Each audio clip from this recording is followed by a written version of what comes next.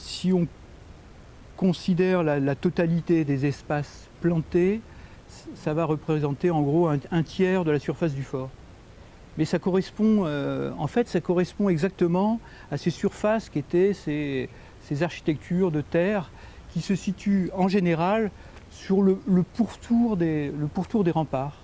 C'est-à-dire c'est le rapport entre l'intériorité et l'extériorité, le dedans, le dehors, entre le rapport aux horizons, le rapport à la ville, c'est ce que j'évoquais. Et donc l'implantation de ces jardins raconte ce rapport dedans-dehors et raconte l'intérêt de ce parcours et de cette promenade, puisque le jardin, c'est un parcours promenade qui doit permettre d'assurer la lisibilité et la compréhension de cette situation du fort dans son paysage, dans la ville.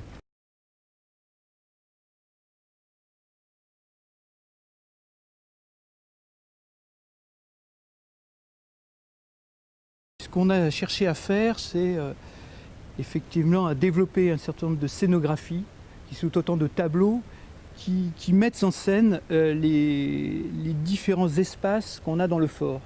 Ces fameux espaces dont je vous ai cités, qui font un peu le collier de perles qui caractérise cette masse du fort, avec autant de tableaux qui vont permettre une découverte, un cheminement au fur et à mesure d'une déambulation. On va fabriquer un jardin sec, et qui sont des plantes qui sont écologiquement et qui sont dans leur écosystème totalement, et dont on peut découvrir ça et là tous les ingrédients. C'est la réalité de plantes qui sont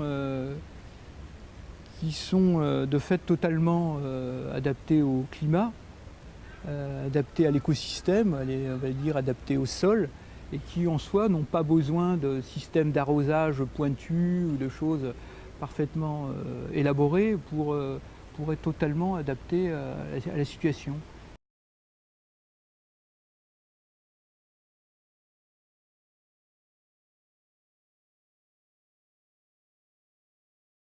On lie des liens d'abord par la question du fait qu'une partie des éléments programmatiques du MUSEM est contenue dans le fort lui-même. Ce qui veut dire que, entre guillemets, hormis la question de relation entre une architecture contemporaine et une dimension historique du lieu, je pense qu'il y a de fait un lien. Il y a un lien parce qu'on imagine que le public va aller de l'un à l'autre. On y a un lien parce qu'effectivement, quand on est sur la place d'Armes, on va réceptionner le public qui arrive, qui enjambe la Darse avec le débouché de la passerelle qui arrive du MUSEM.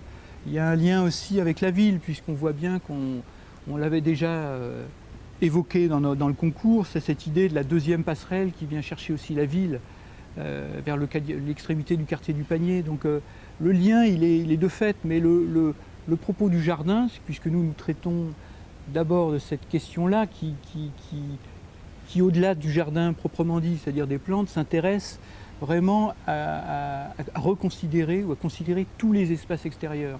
Ce travail-là, on le fait en ayant conscience du contenu des bâtiments, de l'architecture du fort, et notamment du lien symbolique, physique ou de lien de visite qui va se faire avec le MUSEM. C'est une évidence, quoi.